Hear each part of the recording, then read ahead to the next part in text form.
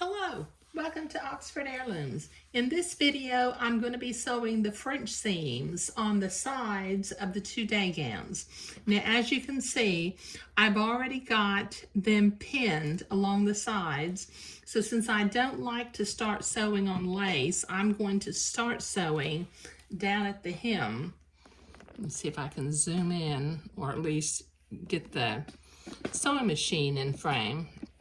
Okay, now I've got my machine set to a straight stitch, and I'm going to do a tiny little seam about 1/8 of an inch or smaller, maybe about 1/16 of an inch for the first pass of my French seam. Just take my pins out as I come to them.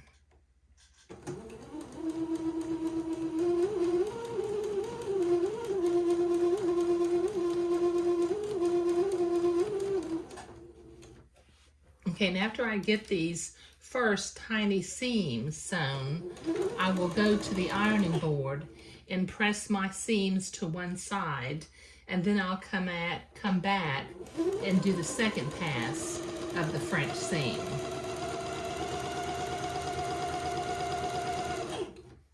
But just keep these first seams just as small as you can manage, or as small as you feel comfortable.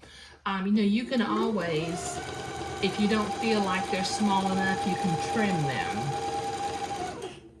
But, I've been doing this so long that, I feel pretty comfortable sewing tiny seams. Okay, so this will take me a while. I've got to finish this seam and do the other seam and 2 seams on the other day gown, so I'll be right back.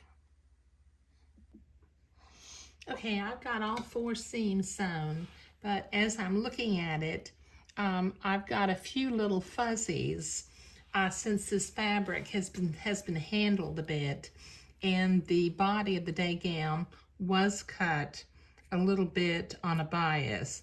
I'm just going to use my embroidery scissors, and on all 4 of the seams, I'm just going to trim away the fuzzies so that I don't have to worry about them sticking out of the second pass of my French seam.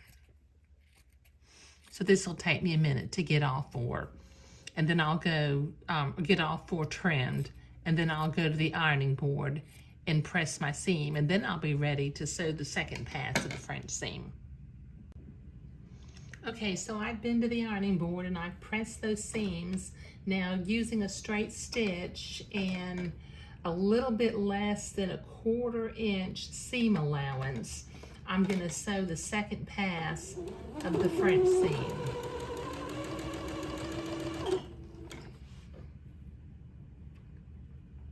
Just keep these seams as small as you can, because you can actually, the batiste is so thin, you can see the first seam through the Swiss batiste.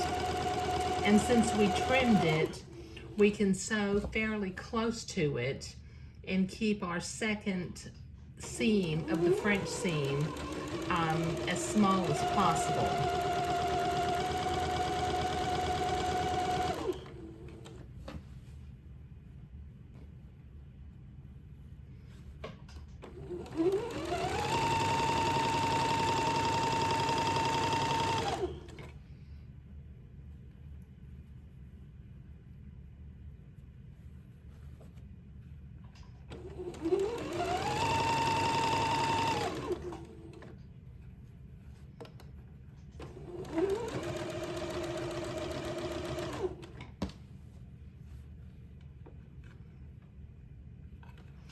Okay, and then when I get finished, I'm going to press the seams towards the back of the garment, because the next thing I'm going to do is I'm going to be sewing my buttons on the back of the day gown so that I can button it and begin to hem it. But we've got some tiny little seams, for the French seams on the day gown. Okay. So, sewing the French seams, let me see if I can zoom out for a minute. I'm going to go ahead and turn the little day gown right side out.